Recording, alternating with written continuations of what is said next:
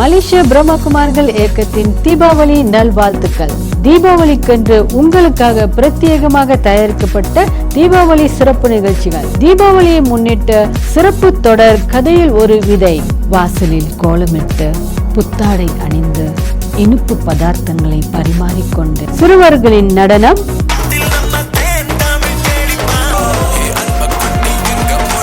நாடகம், தலையில கை வச்சுக்கிட்டு உட்கார்ந்துட்டீங்க, கப்பல் எதுவும் மூழ்கி போச்சா? நேரம் இல்லையா? தீபாவளியை பற்றிய சிறு விளக்கம். அன்பு சகோதரர்களே, இந்த தீபாவளி சகோதரர் லட்சுமணன் அவர்களின் கடந்து வந்த பாதை. அப்ப நான் என்ன சொல்றீங்களா, ஒரு பைலட்டா வரணும்னு சொல்லிட்டு. நீங்கள் செய்ய வேண்டியது ஒன்றே ஒன்றுதான்.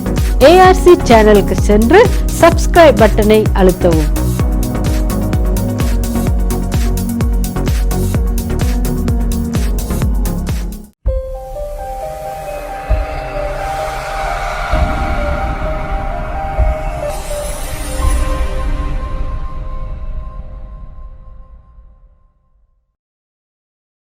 சாந்தி, இனிமையான பசுமையான தீபாவளி நல்வாழ்த்துக்கள். இல்லமெங்கும் ஆனந்தம், உள்ளம் பொங்கும் பேரின்பம், இது எல்லோரும் கொண்டாடும் தீபாவளி, எல்லோரும் கொண்டாடும் தீபாவளி. ஓம் சாந்தி. எப்படி இருக்கீங்க? ஓகே, எல்லாத்துக்கும் தீபாவளி வாழ்த்துக்கள். உங்களுக்கும் குடும்பத்துக்கும் வாழ்த்துக்கள்.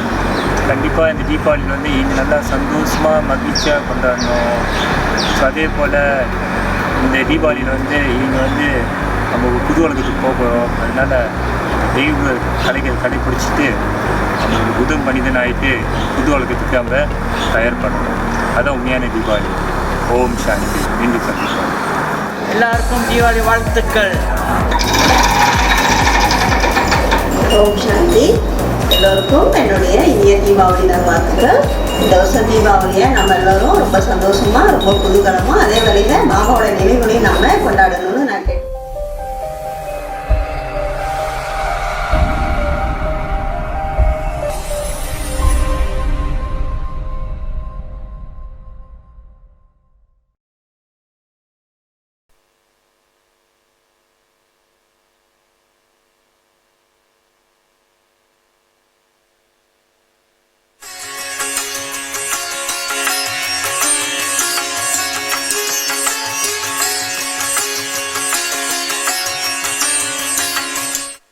இது உங்கள் மாற்றம் வானொலி செய்தி. இனி இன்றைய தமிழ் தினசரிகளின் முதல் பக்க செய்திகளை ஒரு கண்ணோட்டம் இடுவோம். உள்நாட்டு செய்திகள். பஹாங் மாநிலத்தில் வெள்ளத்தால் பாதிக்கப்பட்டோர் வீடுகளை விட்டு வெளியேறி துயர் துடைப்பு நிலையங்களில் அடைக்கலம். தீபாவளி போன்ற பெருநாள் காலங்களில் அத்தியாவசிய பொருட்களின் விலை உயர்வால் பொதுமக்கள் அவதி. உலக செய்திகள். தீபாவளி பண்டிகை கொண்டாட்டங்களின் போது பட்டாசுகள் வெடித்ததால் இந்தியாவின் பல பட்டணங்களில் காற்றின் தூய்மை கேடு அதிகரிப்பு. குழந்தைகளும் முதியவர்களும் சுவாச பிரச்சனைகளால் அவதி. கேரள வெள்ளத்தில் பாதிப்படைந்தோரின் அவல நிலை. ஆயிரக்கணக்கான குடும்பங்கள் வீடுகளையும் உடைமைகளையும் இழந்து தவிப்பு. நோய்களின் தாக்கம் அதிகரிப்பு. கலிபோர்னியாவில் காட்டுத்தீ. ஆயிரக்கணக்கில் வீடுகள் நாசம். லட்சக்கணக்கானோர் வீடுகளை விட்டு வெளியேற வேண்டுகோள். இஸ்ரேல் பாலஸ்தீன் போரினால் பலியாகி வரும் குழந்தைகளின் எண்ணிக்கை அதிகரிப்பு. இந்தோனேசியாவில் விமானம் கடலுக்குள் விழுந்தது. 189 பேர் பலி. காலை மணி 7:40. நீங்கள் கேட்டுக்கொண்டிருப்பது மாற்றம் வானொலி. இனி தொடர்ந்து ஒரு பாடலை கேட்போம்.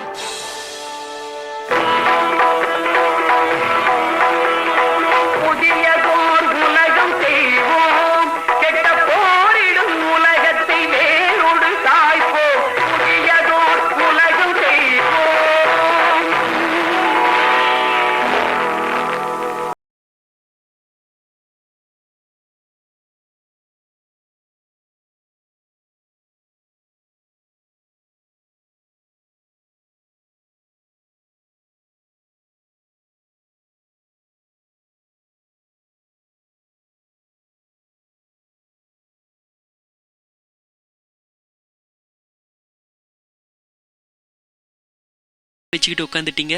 கப்பல் எதுவும் மூழ்கி போச்சா என்ன? கப்பல் மூழ்கி போனாலும் பரவாயில்ல, உலகமே இல்லை மூழ்கி போயிட்டு இருக்கு. இன்றைக்கு பத்திரிகையை படிச்சிங்களா? உலகத்தில் என்னென்னமோ நடக்குது. எதிர்காலத்தை நினைச்சா ஒரே பயமா இருக்கு. இந்த உலகத்தை எப்படித்தான் நல்ல வழிக்கு மாத்துறதோ தெரியல. நேற்று வரைக்கும் எனக்கும் இந்த கவலை இருந்தது. ஆனா இப்ப இல்ல. நேற்று எங்க வீட்டில் நடந்த ஒரு சம்பவம் எனக்கு ஒரு பெரிய விழிப்புணர்வை கொடுத்துடுச்சு. அந்த அளவுக்கு அப்படி என்னதான் அதிசயம் நடந்தது? நேற்று உலக செய்திகளை தொலைக்காட்சியில பார்த்து விட்டு மனசு நொந்து போய் உக்காந்துருந்தேன். அப்ப என்னோட 5 வயசு மகன் குமார் இருக்கான்ல, அவன் கையில ஒரு பேப்பரை வச்சுக்கிட்டு என்கிட்ட ஏதோ கேட்டு தொந்தரவு செஞ்சுக்கிட்டு இருந்தான். நானும் பொறுமையை இழந்து போய் அந்த பேப்பரை பிடுங்கி கோபத்துல பல துண்டுகளாக கிழிச்சு போட்டுட்டேன். பாவம் குமார் ரொம்ப அழுதான். கிழிஞ்சு போன காகிதங்களை எல்லாம் பொறுக்கி பார்த்தா அது ஒரு உலக வரைபடம். என்னோட கோபத்தினாலையும் அறியாமையினாலையும் உலக வரைபடத்தையும் கிழிச்சிட்டேன், குமாரையும் அடிச்சிட்டேன். ரொம்ப வருத்தப்பட்டேன். ஒரு வழியா குமாரை சமாதானப்படுத்திட்டு கிழிஞ்சு போன படத்தை ஒட்டிட்டு வாப்பான்னு சொல்லி அனுப்பிட்டேன். அப்ப குமார் படத்தை ஒட்டிட்டானா? இதை பாருங்களேன், எவ்வளவு நேர்த்தியா ஒட்டியிருக்கான்னு. அட ஆமா, நம்பவே முடியலையே.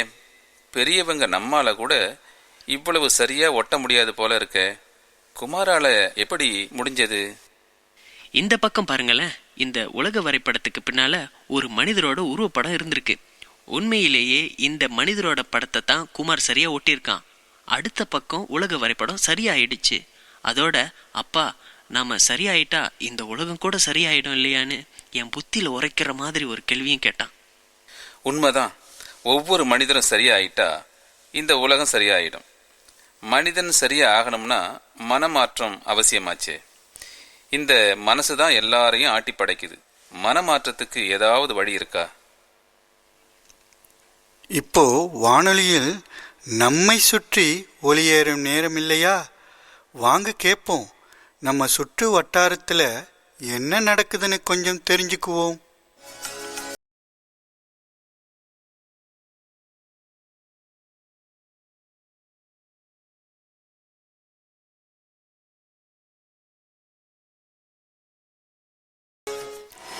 இது உங்கள் மாற்றம் வானொலி. தொடர்ந்து வருவது நம்மை சுற்றி. நேயர்களே, தீபாவளி கொண்டாட்டங்கள் இன்னமும் தொடர்கின்றன. அந்த வகையில் பிரம்மகுமாரிகள் இயக்கம் தீபாவளி பண்டிகையை ஒட்டி கலை பண்பாட்டு நிகழ்ச்சியை ஏற்பாடு செய்துள்ளார்கள். ஆடல், பாடல், நாடகம், சொற்பொழிவு, விருந்தோம்பல் என்று பல அங்கங்களின் உள்ளடக்கம் என்று கூட சொல்லலாம். இந்த நிகழ்ச்சியில் சிறப்பு அங்கமாக மன மாற்றம் என்ற நாட்டிய நாடகம் ஒன்றும் அரங்கேற உள்ளது. மன மாற்றத்தின் மூலம் ஆனந்தமயமான சொர்க்க வாழ்க்கையின் அனுபவத்தையும் கொடுக்க உள்ளார்கள். ஆனந்த தீபாவளி என்ற இந்த நிகழ்ச்சி 17ஆம் தேதி நவம்பர் மாதம் மாலை 6:30 மணிக்கு பங்சாரிலும் மற்றும் 18ஆம் தேதி நவம்பர் மாதம் காலை 9:30 மணிக்கு டெங்கேல் ஆசியான் ரிட்ரீட் மையத்திலும் நடைபெற உள்ளது. மேலும் விவரங்களுக்கு 03-22826396 03-87689620 என்ற தொலைபேசி எண்களுடன் தொடர்பு கொள்ளவும். வாருங்கள், இந்த நிகழ்ச்சியின் மூலம் அந்த ஆனந்த அனுபவத்தை பெறுவோம்.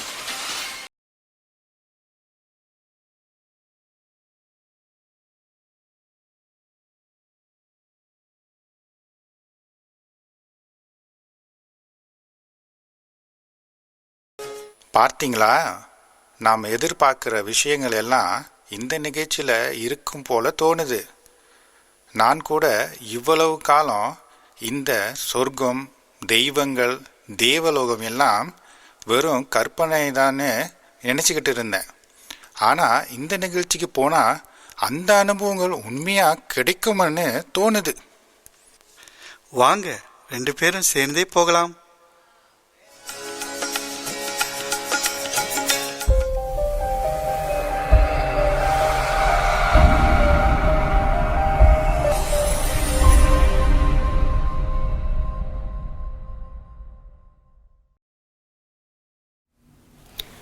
ஓம் சாந்தி. வணக்கம். கதையில் ஒரு விதை எனும் நிகழ்ச்சியின் வழி உங்கள் அனைவரையும் சந்திப்பதில் மிக்க மகிழ்ச்சி. கடந்த அங்கத்தில் தீபாவளியை ஏன் கொண்டாடுகிறோம், அதற்கு பின்னால் இருக்கின்ற கதைகள் என்ன அப்படின்றத பார்த்தோம். அது மட்டுமல்லாமல் அரக்கர்கள் அழிக்கப்பட்ட அன்றைய தினத்தை தான் நாம் தீபாவளியாக கொண்டாடி கொண்டிருக்கின்றோம் என்றும் பார்த்தோம். நரகாசுரன் இறப்பதற்கு முன்னால் மக்களிடம் கேட்டுக்கொண்டான். என்ன கேட்டுக்கொண்டான்னா, நான் உயிரோடு இருந்த வரைக்கும் நான் யாருக்கும் எந்த நன்மையும் செய்யவில்லை. இப்பொழுது நான் இறக்கப் போகின்றேன். நான் இருக்கும் இன்றைய தினத்தை நீங்கள் தீபாவளியாக சந்தோஷமாக கொண்டாடுங்கள் என்று கேட்டுக்கொண்டாராம். அதன் அடிப்படையில் தான் நம்ம தீபாவளியை கொண்டாடி கொண்டிருக்கின்றோம் என்று கூறப்படுகின்றது. ஆனால் அந்த நரகாசுரனை அழித்தது யார்? கிருஷ்ண பகவான். வெற்றி அடைந்தவங்களுக்கு தானே நாம் தீபாவளி கொண்டாட வேண்டும், சந்தோஷப்படுத்த வேண்டும். யாராவது தீபாவளி அன்றைக்கு கிருஷ்ணரை வழிபடுறோமா? இல்லையே. சரி, நரகாசுரன் தானே கேட்டுக்கொண்டான், அதாவது நான் இறக்கும் இன்றைய நாளை தீபாவளியாக கொண்டாடுகள் என்று. ஆனாலும் நரகாசுரனுடைய படத்தை வச்சும் நாம் வழிபடுறதும் இல்லை. ஆனால் தீபாவளி அன்றைக்கு நாம் அனைவருமே யாரை வழிபடுறோம்? மகாலட்சுமியை வழிபடுறோம். பாருங்க, சம்பந்தமே இல்லாத ஒருத்தவங்களை ஏன் நாம் தீபாவளி அன்றைக்கு வழிபடுகிறோம்? இதற்கு பின்னால் இருக்கின்ற உண்மை அர்த்தம் என்ன? பாருங்க, இப்போ எனக்கு ஒரு கேள்வி தோன்றது. அதாவது, யாராவது இறந்த நாளை சந்தோஷமாக கொண்டாடுவோமா? அவங்க எவ்வளோ பெரிய கெட்டவங்களாகவே இருக்கட்டுமே, இறந்த நாளை நம்ம சந்தோஷமாக கொண்டாடுவோமா? இன்றைய உலகத்தில் கூட எவ்வளவோ பாவங்கள் செய்தவங்க இருக்காங்க, கெட்டது செய்தவங்க இருக்காங்க, அவங்களாம் கூட இறந்துருக்காங்க தான். ஆனால் அவங்களுடைய தினங்களை கூட நம்ம இந்த அளவுக்கு விமரிசையாக கொண்டாடலையே. அப்படி என்றால் அந்த அரக்கர்களின் இறப்புக்கு பின்னால் ஏதோ ஒரு மர்மம் இருக்கின்றது. நரகாசுரன் மிகவும் கெட்டிக்காரன். நரகாசுரன் இறைவனை வேண்டி தவம் இருந்து ஒரு வரத்தை வாங்கி கொண்டான். என்ன வரம் என்றால், தனக்கு ஒரு பெண் கையால் தான் இறப்பு ஏற்பட வேண்டும் என்று வரம் வாங்கி கொண்டான். அதாவது ஒரு தாயின் கையால் தான் தனக்கு இறப்பு ஏற்பட வேண்டும். அதுபோல தான் கிருஷ்ணர் நரகாசுரனை அழிப்பதற்காக போனார். ஆனால் நரகாசுரன் செய்த சில மாயாஜால வித்தைகள்னால கிருஷ்ணர் மயக்கமடைந்து விட்டார். உடனே அவனுடைய பார்வை ருக்மணி மேலே திரும்பியது. அப்போ ருக்மணி அவனிடமிருந்து தன்னை தற்காத்து கொள்வதற்காக ஓட ஆரம்பித்தார். ஓடி எள்ளுக்காட்டுக்குள்ள மறைந்து கொண்டார்.